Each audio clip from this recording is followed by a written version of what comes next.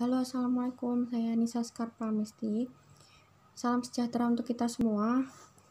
Saya dari NIM 170555209294 dari Universitas Tigubang Unisbank Semarang, program studi akuntansi. Di sini saya akan memaparkan materi dari peran auditor internal dalam pencegahan dan pendeteksian kecurangan guna memenuhi tugas ujian tengah semester yang diampu oleh dosen saya, Pak Arif Himawan Dwi Nugroho.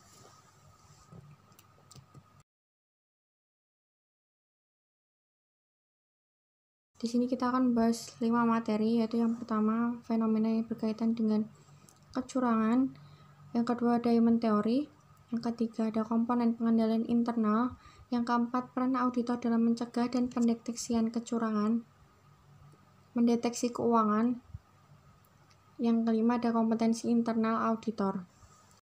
Yang pertama yang kita bahas adalah fenomenanya.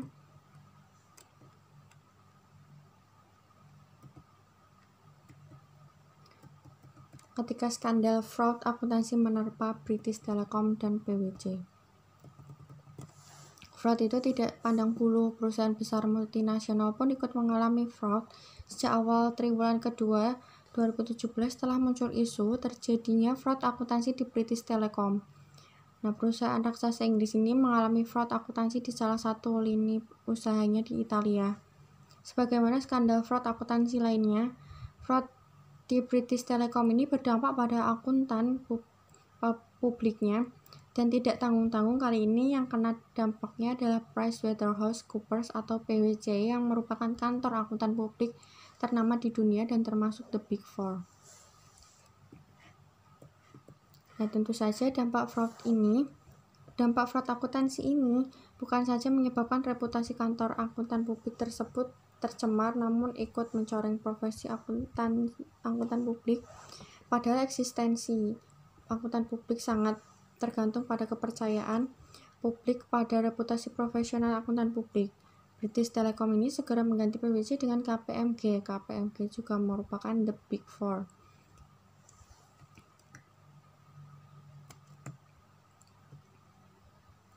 Yang mengejutkan lagi adalah relasi PwC dan British Telecom ini yang telah berlangsung sangat lama, yaitu 33 tahun sejak British Telecom diprivatisasi 33 tahun yang lalu. Board of Director British Telecom merasa tidak puas atas kegagalan PwC mendeteksi fraud akuntansi di Italia. Lalu, fraud akuntansi ini gagal dideteksi oleh PwC. Justru fraud berhasil dideteksi oleh pelapor pengaduan whistleblower yang dilanjutkan dengan akuntansi forensik oleh KPMG. Nah, modus fraud akuntansi yang dilakukan British Telecom di Italia ini sebenarnya relatif sederhana dan banyak dibahas di literatur kuliah auditing. Namun banyak auditor gagal mendeteksinya, yakni melakukan inflasi atau peningkatan atas laba perusahaan selama beberapa tahun dengan cara tidak wajar melalui kerjasama koruptif dengan klien-klien perusahaan dan jasa keuangan. Modusnya adalah membesarkan penghasilan perusahaan melalui perpanjang kontrak yang palsu dan invoice-nya serta transaksi yang palsu dengan vendor. Nah, praktik fraud ini sudah terjadi sejak tahun 2013 dengan dorongan untuk memperoleh bonus atau tantiem menjadi stimulus fraud akuntansi ini.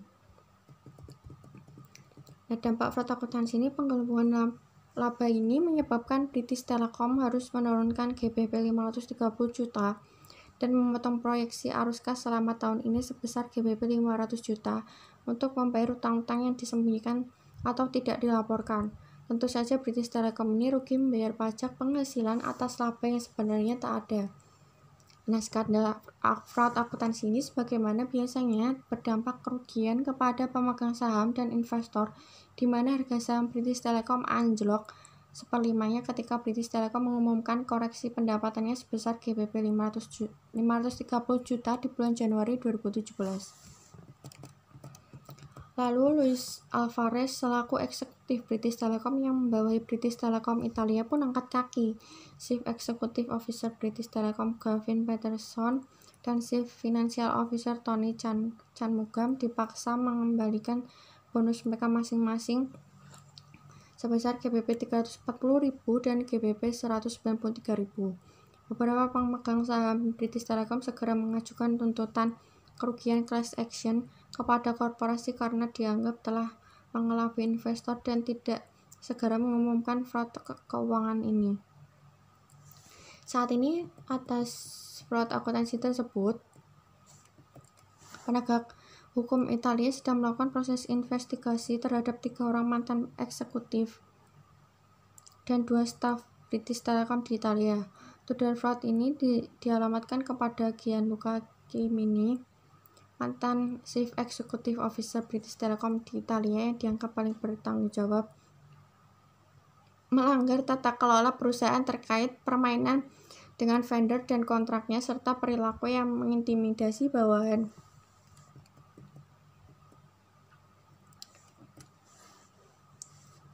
Mantan Chief Operating Officer Stefania Truzzoli dituduh memanipulasi hasil operasional yang dipakai menjadi dasar pemberian bonus dan memanipulasi informasi hasil kinerja ke korporasi induk di British Telecom Europe.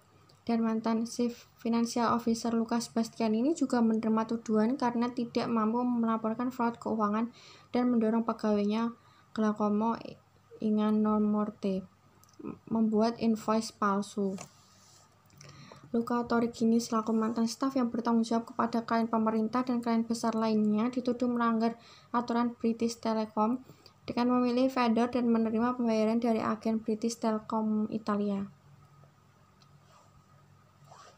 Bagi PwC, masalah ini menjadi yang kedua kalinya menerpa dalam 2 tahun belakangan ini setelah Tesco karena gagal memberitahukan ratusan juta pound sterling laba yang hilang. Yang menarik di Inggris terdapat lembaga anti-fraud yaitu Serious Fraud Office atau SFO yang melakukan penegakan hukum atas skandal fraud termasuk fraud oleh atau di korporasi. Nah, SFO ini mengenakan sanksi denda GBP 129 juta kepada mantan-mantan eksekutif British Telecom atas tuduhan fraud ini. British Telecom adalah korporasi induk yang berkedudukan di Inggris. Pelajaran yang bisa diambil dari fraud di atas itu, yang pertama, fraud bukan hanya terjadi di perusahaan kecil saja, negara berkembang dan negara terbelakang dan negara berkembang atau terjadi di pemerintahan atau anggaran negara, melainkan juga bisa terjadi di negara maju dan korporasi ternama. Ini artinya fraud harus dianggap sebagai bahaya laten atau risiko bawaan di setiap organisasi. Yang selanjutnya, fraud tidak hanya menyeret kantor akuntan publik skala kecil atau menengah, namun semua Big Four tidak ada yang luput dari kegagalan auditnya dalam mendeteksi fraud. Yang selanjutnya, perusahaan harus memperhatikan tata kelolanya. Sistem manajemen kinerja yang sehat dan wajar adalah sebagian dari tata kelola perusahaan yang baik. Pada kasus ini, dorongan untuk memperoleh bonus atau tantian menjadi stimulus fraud akuntansi ini. Biasanya bonus diukur dari kinerja keuangan dan kinerja itu diukur dari pelampauan atas indikator laba dan aset yang telah ditentukan. Nah, selain itu, sistem pelaporan pengaduan atau whistleblowing yang dikelola dengan baik dan terpercaya merupakan bagian dari tata kelola perusahaan yang baik. Pada kasus ini juga dugaan fraud efektif terbongkar melalui whistleblower. Yang selanjutnya ada untuk menilai suatu korporasi atau corporate value oleh investor dan kreditor semestinya harus mengevaluasi desain dari keefektifan tata kelolanya. Value suatu organisasi itu mestinya tidak hanya mengacu pada kinerja keuangan saja. Dan yang terakhir itu publik tidak bisa mengandalkan angkutan publik untuk mendeteksi fraud dalam penugasannya. Melakukan audit atas laporan keuangan dikarenakan karakteristik fraud yang selalu disembunyikan dan ditutupi adanya informasi asimetri dan grouping yang kohesif, melindungi perbuatan tidak etis, serta kelemahan bawaan atau keterbatasan sistem pengendalian intern untuk mencegah fraud apabila terjadi kolusi dan pengabaian kontrol oleh eksekutif itu sendiri. Selanjutnya kita masuk bahasan selanjutnya yaitu Diamond Theory. Diamond Theory atau Fraud Diamond itu adalah pandangan baru terhadap fenomena fraud yang diusulkan oleh Wolff dan Hermanson 2004.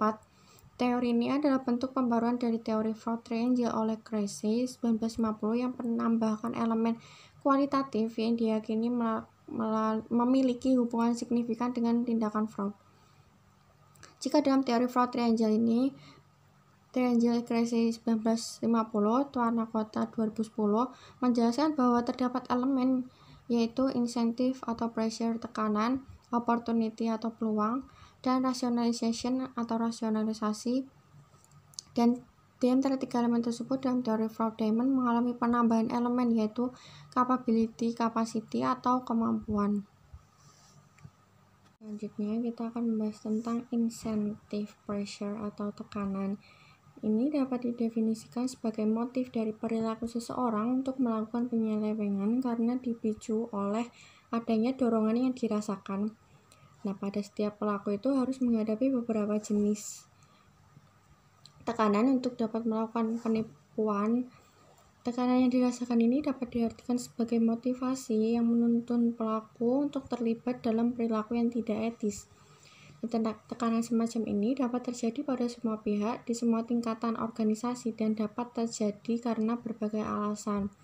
Alasannya dapat berupa adanya tekanan finansial, tekanan karena adanya dorongan dari kebiasaan yang buruk, dan tekanan yang berhubungan dengan pekerjaan. Selanjutnya ada opportunity, peluang atau kesempatan. Elemen opportunity ini dalam kaitannya dengan fraud diartikan sebagai suatu keadaan yang memungkinkan seseorang untuk dapat melakukan tindakan yang tidak benar seperti tindakan penyelewengan. Nah, peluang ini bisa terjadi karena dipengaruhi oleh lemahnya pengendalian internal, pengawasan yang kurang terkontrol atau karena posisi yang strategis. Dengan memanfaatkan suatu kondisi atau posisi tertentu, seseorang dapat dengan leluasa mengatur kepentingan orang banyak. Yang ketiga ada rationalization atau rasionalisasi. Konsep rasionalisasi ini menunjukkan bahwa pelaku harus bisa merumuskan beberapa bentuk rasionalisasi yang dapat diterima secara moral sebelum terlibat dalam perilaku yang tidak etis. Rasionalisasi ini memungkinkan penipu memandang tindakan ilegalnya sebagai suatu tindakan yang dapat diterima, dan alasan seperti ini tergoda untuk melakukan fraud karena merasa rekan kerjanya juga melakukan hal yang sama dan tidak menerima sanksi atas tindakan fraud tersebut bisa menjadi pembenaran dari penyelewengan yang terjadi. Pada akhirnya, tindakan rasionalisasi ini hanya akan menghasilkan pemakluman dari tindakan fraud yang telah terjadi, apalagi jika tindakan fraud ini dilakukan secara terus-menerus. Elemen selanjutnya, kapasitas atau kapabilitas, diartikan sebagai suatu kemampuan atau kelebihan seseorang dalam memanfaatkan keadaan yang melingkupinya, yang mana kemampuan ini lebih banyak diarahkan pada situasi untuk mengelabui sistem pengendalian internal dengan tujuan untuk melegalkan hal-hal yang sebenarnya dilarang dalam suatu organisasi. Selanjutnya, kita masuk bahasan selanjutnya yaitu Diamond Theory. Fraud Diamond Theory atau Fraud Diamond itu adalah pandangan baru terhadap fenomena fraud yang diusulkan oleh Wolff dan Hermanson 2004. Teori ini adalah bentuk pembaruan dari teori fraud triangle oleh Krejci 1950 yang menambahkan elemen kualitatif yang diyakini memiliki hubungan signifikan dengan tindakan fraud.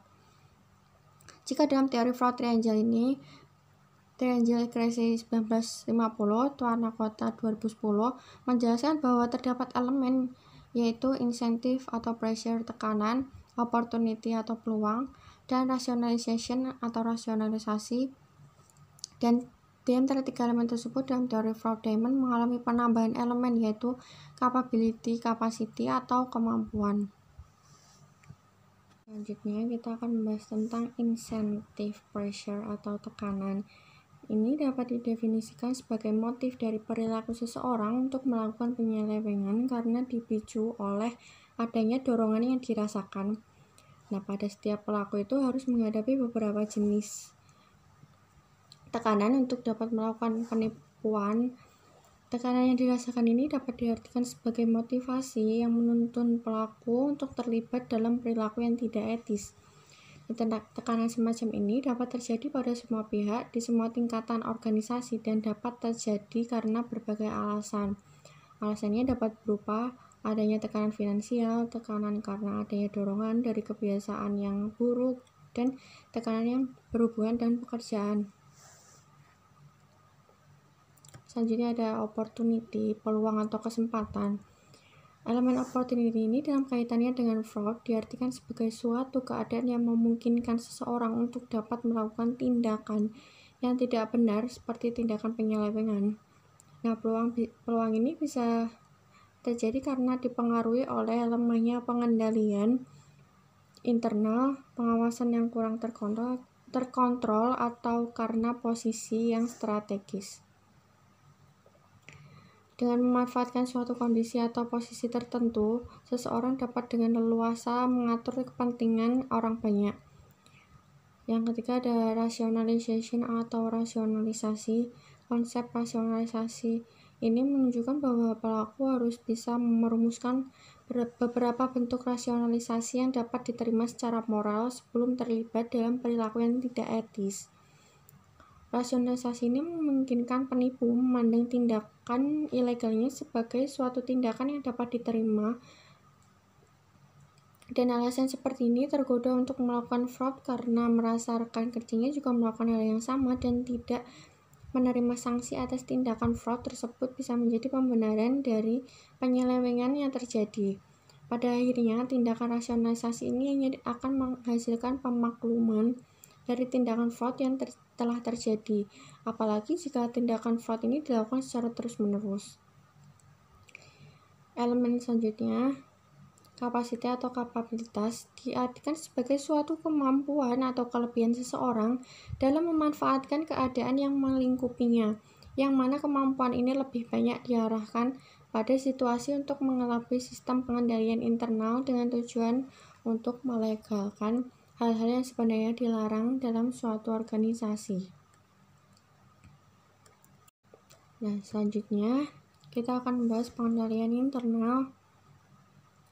Sebelumnya kita akan bahas apa sih pengendalian internal.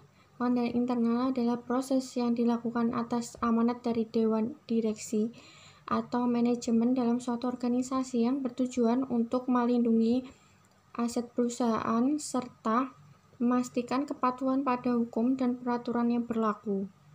Nah, pengendalian internal yang efektif ini dapat membantu perusahaan dalam mengarahkan kegiatan operasional perusahaan dan juga mencegah adanya kecurangan atau penyalahgunaan lainnya. Pengendalian internal itu juga mempunyai tujuan. Yang pertama itu mencapai tujuan perusahaan yang sebelumnya sudah ditetapkan. Yang kedua, menghasilkan laporan keuangan perusahaan yang dapat dipercaya. Yang ketiga, memastikan kegiatan perusahaan selain dengan hukum dan peraturan yang berlaku. Yang keempat adalah mencegah kerugian atau pemborosan pengolahan sumber daya perusahaan. Yang kelima adalah menjaga keuangan perusahaan. Dan yang keenam itu ada mendorong efisiensi dalam kegiatan operasional perusahaan. Yang ketujuh, memastikan dipatuhinya kebijakan atau peraturan yang sudah dibuat oleh manajemen perusahaan. Lingkungan pengendaliannya. Nah, lingkungan pengendalian atau control environment ini menetapkan suasana suatu organisasi yang mempengaruhi kesadaran akan pengendalian dari orang-orangnya. Lingkungan pengendalian ini merupakan fondasi dari semua komponen pengendalian intern lainnya yang menyediakan disiplin dan struktur. Nah, lingkungan pengendalian ini memiliki 7 komponen, yaitu yang pertama ada integritas dan nilai-nilai etik.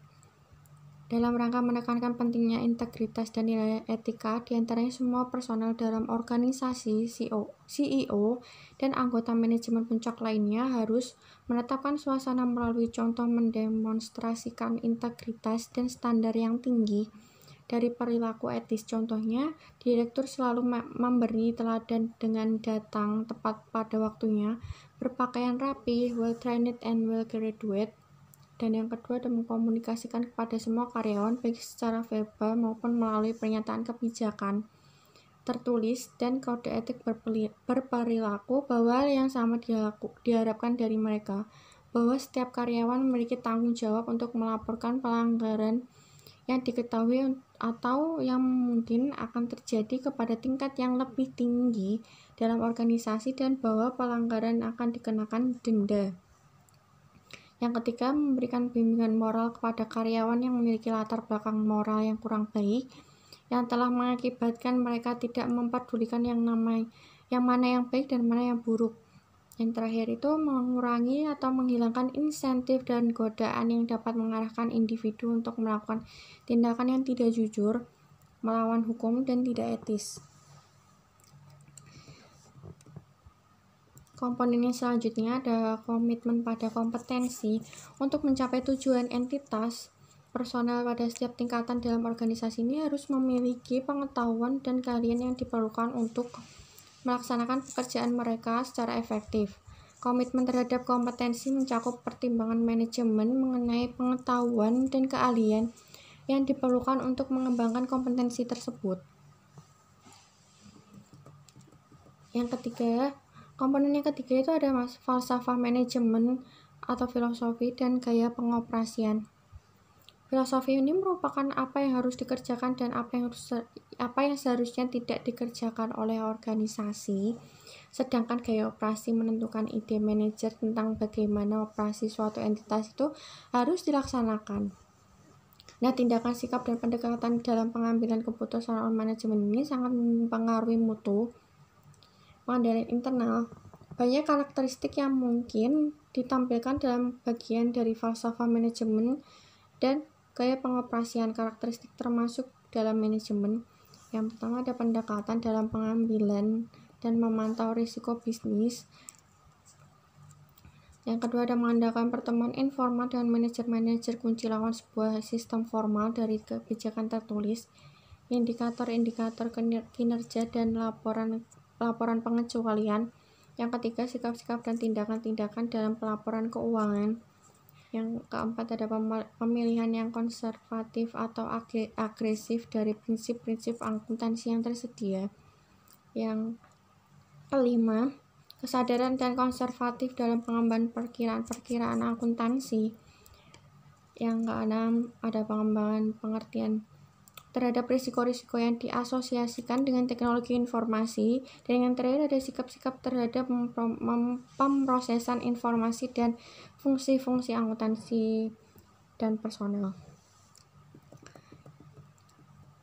Yang selanjutnya ada struktur organisasi, yaitu menyediakan kerangka kerja untuk perencanaan, pelaksanaan, pengendalian, dan pemantauan aktivitas dari suatu perusahaan.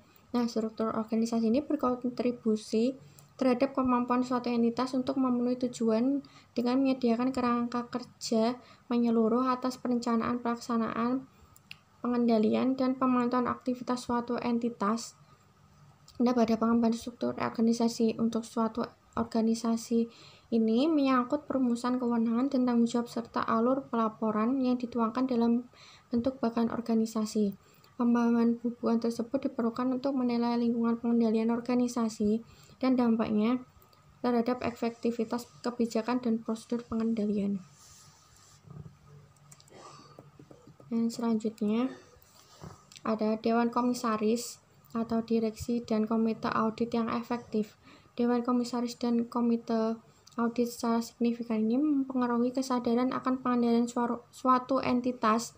Panitia audit ini merupakan subpanitia dari Dewan Direksi yang biasanya terdiri dari direktur-direktur yang bukan merupakan bagian dari tim manajemen.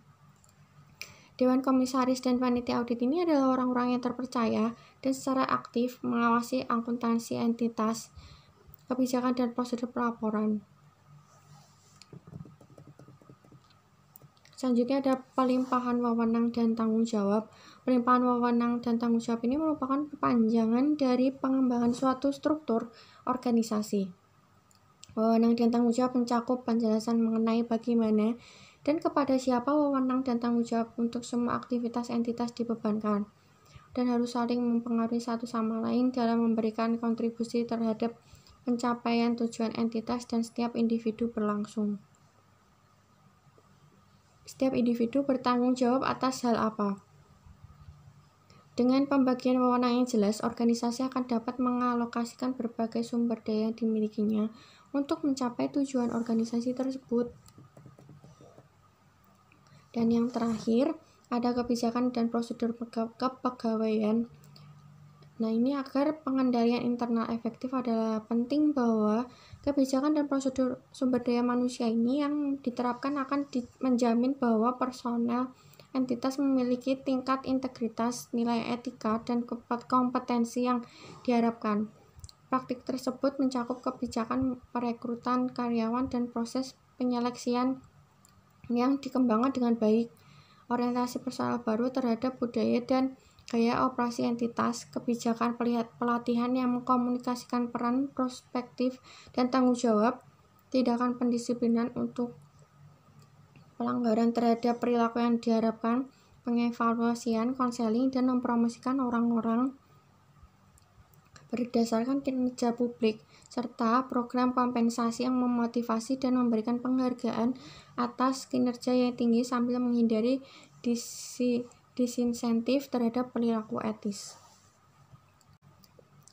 Selanjutnya kita akan membahas tentang penilaian risiko atau risk assessment.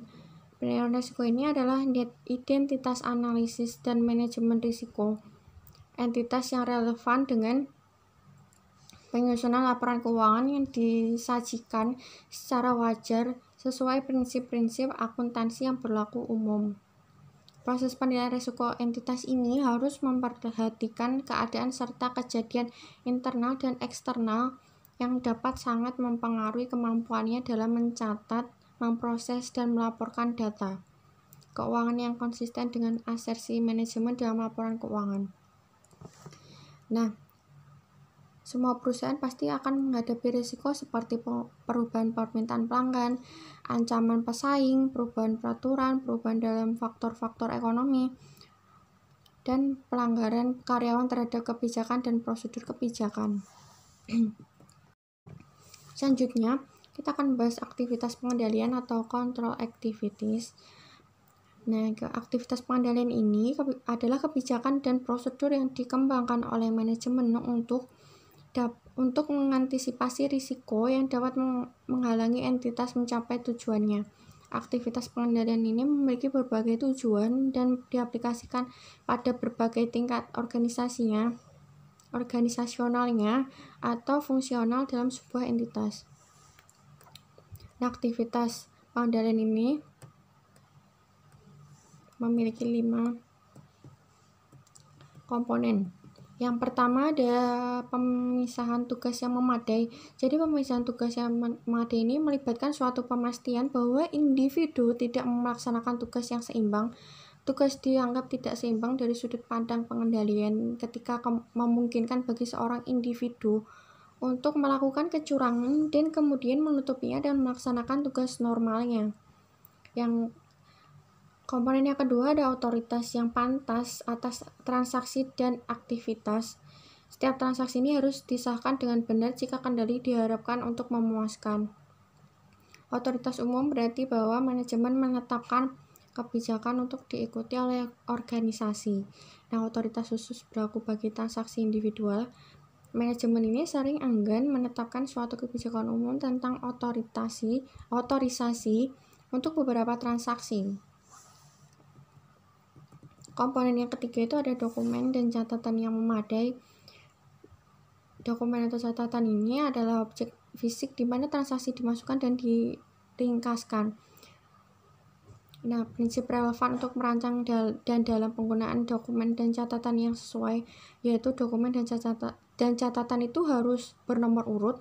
Nah, dengan bernomor urut ini akan dapat memudahkan untuk menelusuri dan mencari dokumen yang hilang ataupun dokumen sebagai bukti terjadinya kecurangan ataupun untuk memenuhi kelengkapan audit terkait dengan transaksi. Yang kedua, disiapkan pada waktu transaksi berlangsung atau segera sesudah itu. Bila disiapkan pada waktu yang relatif lebih panjang, catatan menjadi kurang bisa diandalkan. dan kesempatan salah saji semakin meningkat.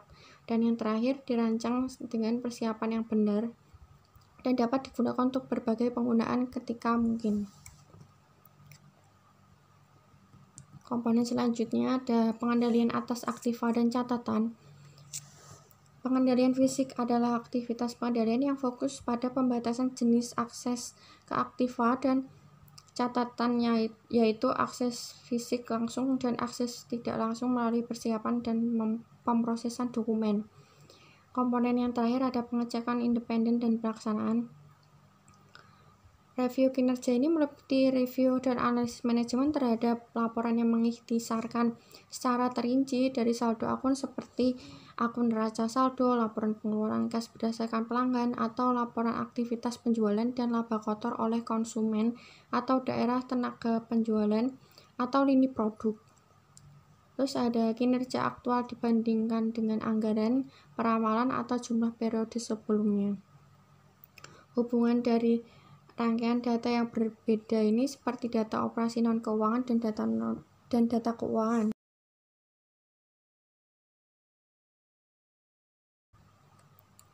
Selanjutnya kita akan bahas informasi dan komunikasi. Informasi dan komunikasi ini merupakan pengidentifikasian, penangkapan, dan pertukaran informasi dalam suatu bentuk dan kerangka waktu yang membuat orang mampu melaksanakan tanggung jawab mereka. Fokus utama kebijakan dan prosedur pengendalian ini yang berkaitan dengan sistem informasi akuntansi adalah transaksi dilaksanakan dengan cara mencegah salah saji dalam asersi laporan keuangan dan tindakan kecurangan yang mungkin dilakukan oleh sumber daya manusia.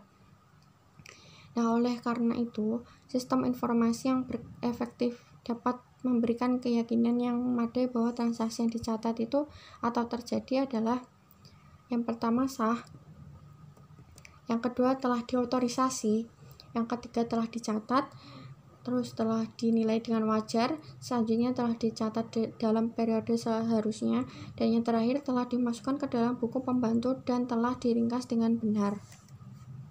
Ini ada pemantauan atau monitoring. Pemantauan merupakan suatu proses yang menilai kualitas kinerja pengendalian intern pada suatu waktu. Pemantauan dapat dilakukan melalui aktivitas terus-menerus atau evaluasi terpisah. Jadi prosedur pemantauan yang terus-menerus dilakukan terhadap aktivitas rutin yang normal terjadi dalam sebuah entitas, serta mencakup aktivitas manajemen dan pengawasan yang biasa.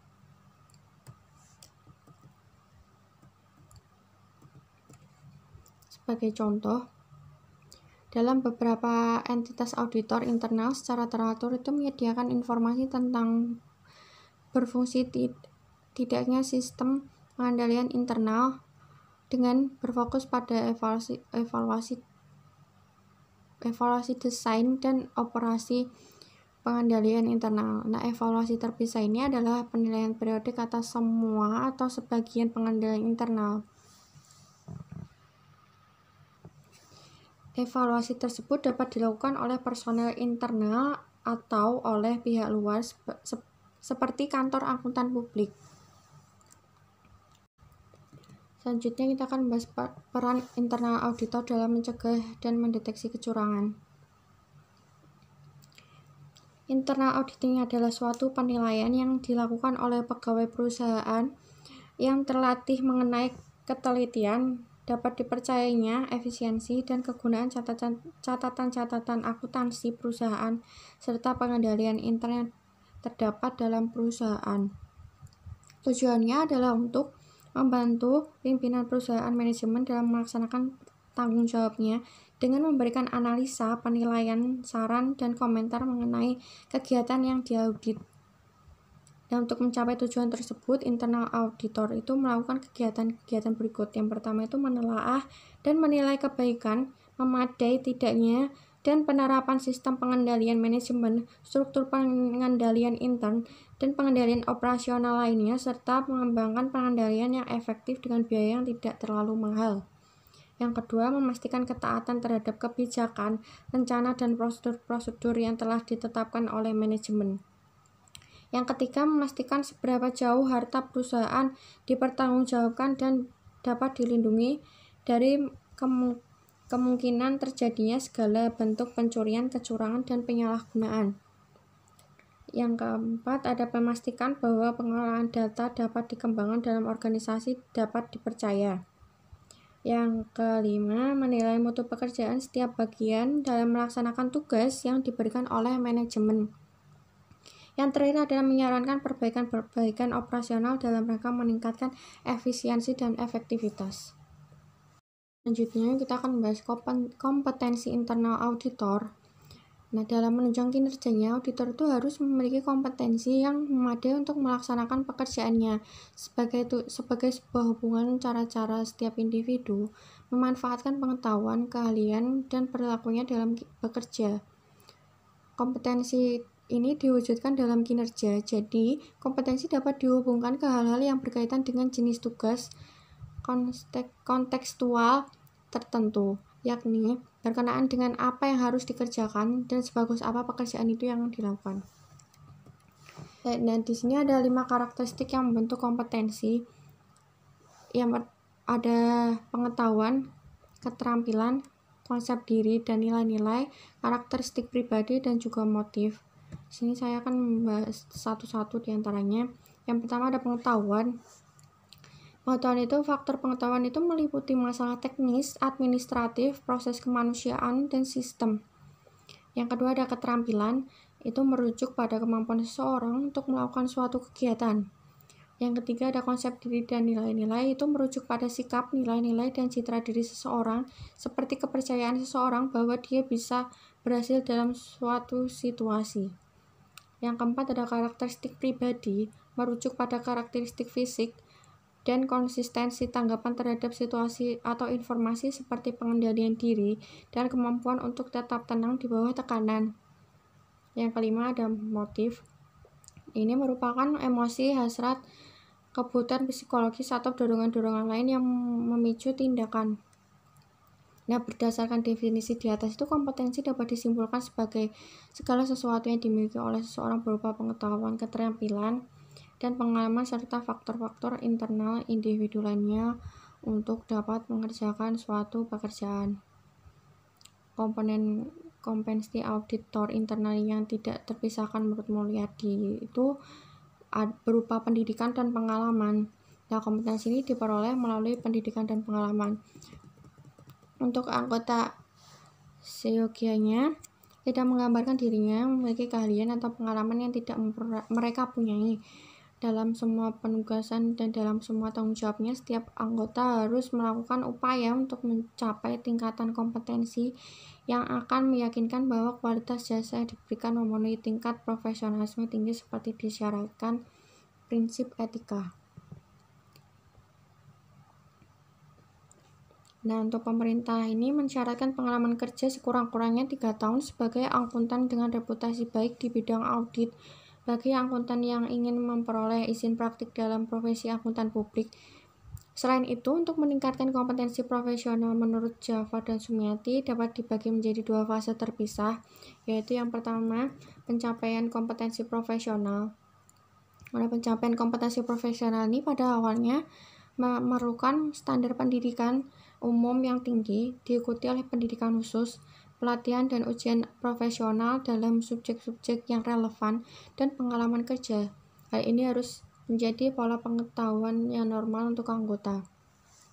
Yang kedua ada pemeliharaan kompetensi profesional. Ini kompetensi harus dipelihara dan dijaga melalui komitmen untuk belajar dan melakukan peningkatan profesional secara berkesinambungan selama kehidupan profesional anggota. Pemberian kompetensi profesional ini memerlukan kesadaran untuk terus mengikuti perkembangan profesi akuntansi, termasuk diantaranya pernyataan-pernyataan akuntansi, auditing, dan peraturan lainnya, baik nasional maupun internasional yang relevan. Dan yang terakhir, anggota harus menerapkan suatu program yang dirancang untuk memastikan terdapatnya kendali mutu atas pelaksanaan jasa profesional yang konsisten dengan standar nasional dan internasional. Nah, sekian pemaparan dari materi ini, dari materi peran auditor internal dalam pencegahan dan pendeteksi kecurangan. Sebelumnya saya minta maaf dulu karena jika banyak kesalahan dalam pengucapan atau pemaparan materi ini, karena saya juga baru belajar tentang materi ini, jadi kita sama-sama mengkoreksi dan semoga kedepannya saya bisa mempelajari audit investigatif ini dengan baik lagi. Sebelumnya terima kasih banyak sudah menyaksikan presentasi ini, dan jika ada kesalahan kata yang saya ucapkan tadi mohon dimaafkan. Wabillahi taufiq wal hidayah. Wassalamualaikum warahmatullahi wabarakatuh.